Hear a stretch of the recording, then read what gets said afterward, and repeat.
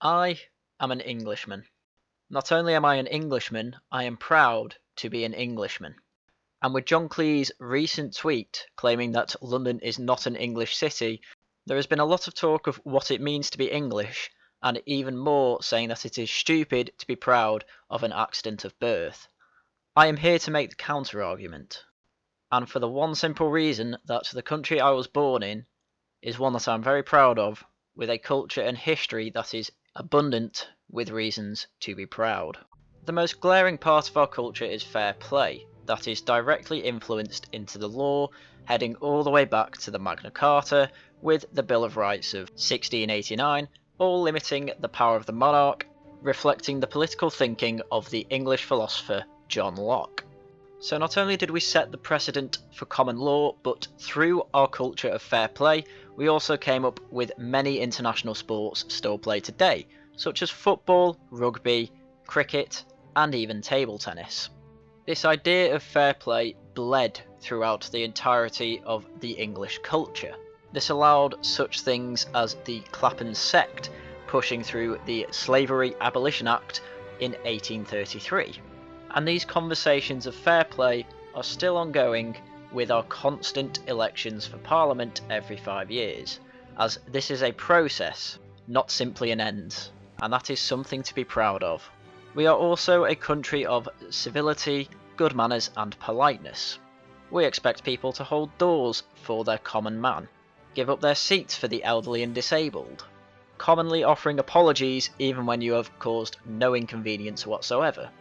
England has also generally been a place for strong family values, with family dinners being eaten usually every day or at least once a week with the Sunday roast, and Yorkshire puddings of course.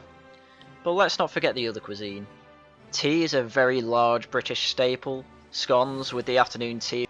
We have the fish and chips, and of course the full English breakfast, filled with beans, eggs, bacon, sausages, black pudding if you want. Eating anything like that should make any Englishman feel like he's right at home, as he should for many other reasons when in England.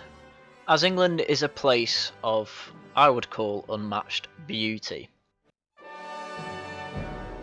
Whether viewing the rolling hills of Yorkshire, the many fields of Cheshire, the lakes of Cumbria, the firm white cliffs of Dover, or any of the beautiful hedgerows countrywide, I hope, like me, you stand there looking in awe at the vast beauty that our nation provides.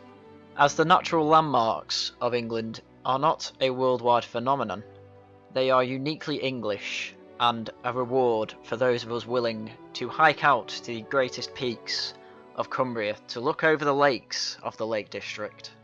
Although it's not just the natural world that we have to look at in wonder. We have many architectural feats that's been accomplished in England, with, again, beauty not found anywhere else. It is uniquely English.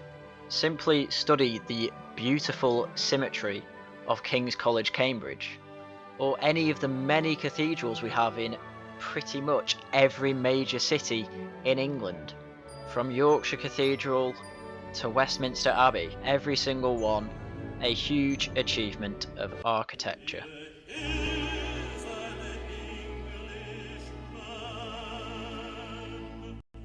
We of course also have the music, from Gilbert and Sullivan to the Beatles to modern day music such as Blur and Oasis, all highly inspirational and reflective of modern society and the society of old.